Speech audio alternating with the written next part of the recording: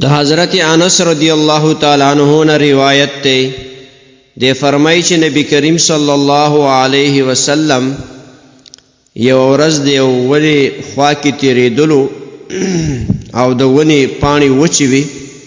نبی کریم صلی الله علیه وسلم په خپل همسا مبارکه د ونی پانی ووهلی نو دا غینا هغه پانی را پریوتلی او خلکو دغه منظر کتلو بیا نبی کریم صلی الله علیه وسلم فرمایل چې دغه کلمه سبحان الله والحمد لله ولا اله الا الله والله اکبر دا د بندا گناهونه داسی رجوی داسی ختموی لکه څنګه چې دغه ونی نه را پانی را پریوتلی او تاسو وکتلی د دې حدیث روایت ترمذی شریف کړی دی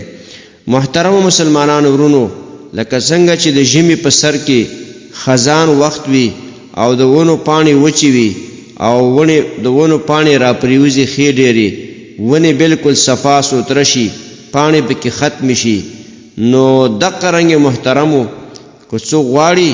چې ګناهونه زما معاف کړی شي صغیره ګناهونه زما معاف کړی شي ځکه د کبیره ګناهونه به توبه وباسي توبې نه بغیر نه معاف کیږي نو که غواړي چې صغیره ګناهونه ستا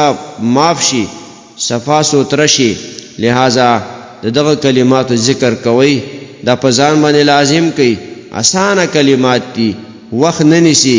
په روانه ویلی شي په ناسته ویلی شي ګاډي کې ویلی شي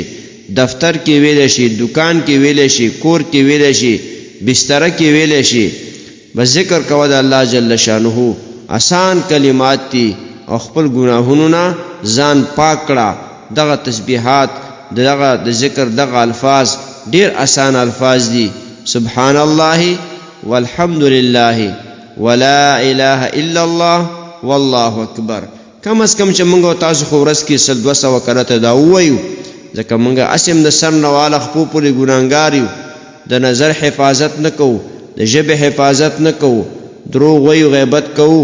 نو هر قسم ګناهونو کې لطپت یو لہذا دغه ذکر روزانه سل 200 کرته خامخا کوي آسانه الفاظ دي د نبی کریم صلی الله علیه وسلم په خبرو به موږ تاسو یقین ساتو چې هغه وایي هغه دا خبره وکړه چې دا کلمات څوک وایي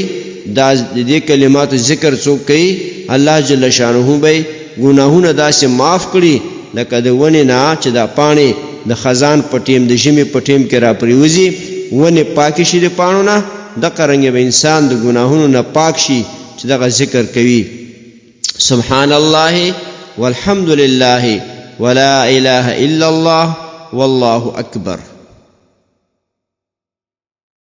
د دیوبندی مسلک حنفی کاروان سټوډیو له خوا وړاندې کیږي